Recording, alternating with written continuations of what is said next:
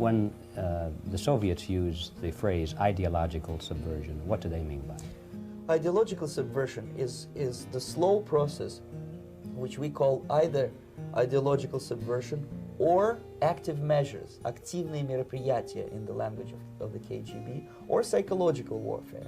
What it basically means is to change the perception of reality of every American to such an extent that despite of the abundance of information, no one is able to come to sensible conclusions in the interests of defending themselves, their families, their community, and their country.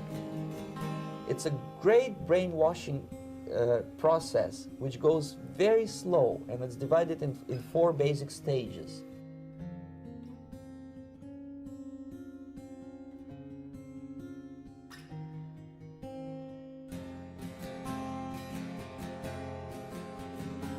It takes from 15 to 20 years to demoralize a nation. Why that many years? Because this is the minimum number of years which requires to educate one generation of students in the country of your enemy, exposed to the ideology of the enemy. In other words, Marxism-Leninism ideology is being pumped into the soft heads of at least 3 generations of American students without being challenged or counterbalanced by the basic values of Americanism.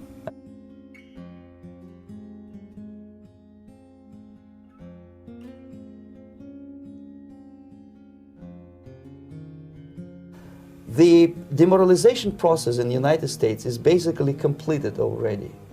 For the last 25 years. Actually, it's overfulfilled because demoralization now reaches such areas where previously not even Comrade Andropov and all his experts would even dream of such a tremendous success.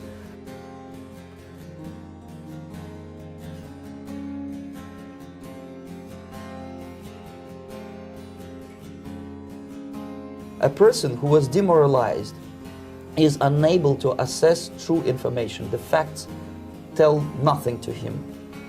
Even if I shower him with information, with authentic proof, with documents, with pictures, even if I take him by force to the Soviet Union and show him concentration camp, he will refuse to believe it until he is going to receive a kick in his fat bottom. When a military boot crashes his balls, then he will understand, but not before that. That's the tragic of the situation of demoralization.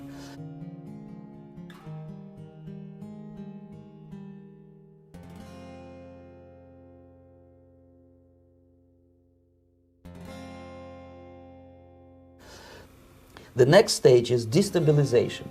This time, subverter does not care about your ideas and the patterns of your consumption. Whether you eat junk food and get fat and flabby, doesn't matter anymore.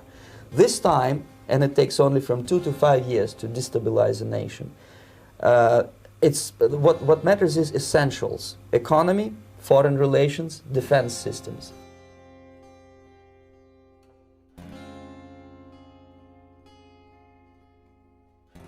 The influence of Marxist-Leninist ideas in the United States is absolutely fantastic. I could never believe it 14 years ago when I landed in this part of the world that the process will go that fast.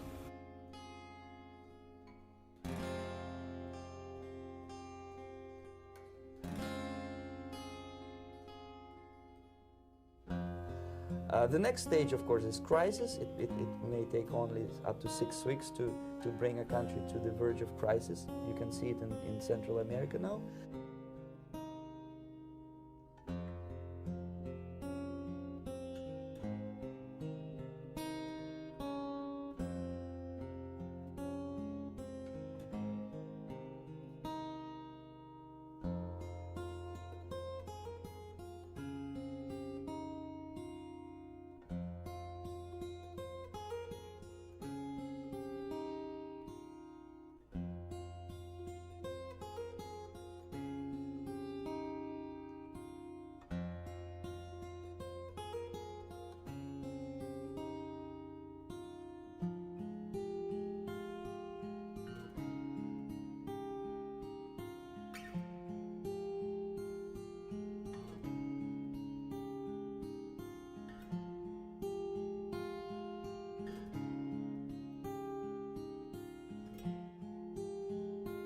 And after crisis, with a violent change of power, structure, and economy, you have so-called the period of normalization. It may last indefinitely.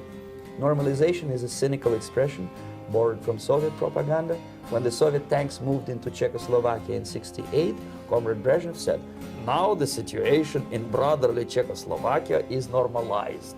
This is what will happen in the United States if you allow all these schmucks to bring the country to crisis, to promise people all kind of goodies and the paradise on earth, to destabilize your economy, to eliminate the principle of free market competition, and to put a big brother government in Washington, D.C., with benevolent dictators like Walter Mondale, who will promise lots of things, never mind whether the promises are fulfillable or not.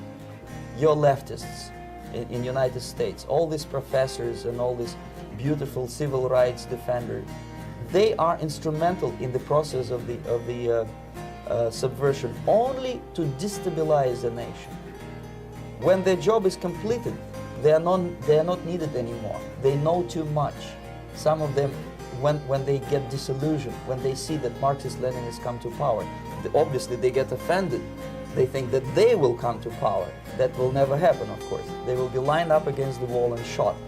But they may turn into the most bitter enemies of Marxist-Leninists when they come to power. And that's what happened in Nicaragua. You remember most of these former Marxist-Leninists were either put to prison or one of them split, and now he's working against Sandinistas. It happened in Grenada when Maurice Bishop was already a Marxist. He was executed by a new Marxist who was more Marxist than this Marxist. Same happened in Afghanistan when first there was Taraki, he was killed by Amin, then Amin was killed by Babrak Karmal with the help of KGB. Same happened in Bangladesh when Mujibur Rahman, very pro-Soviet leftist, was assassinated by his own Marxist-Leninist military comrades. It's the same pattern everywhere. The time bomb is ticking. With every second,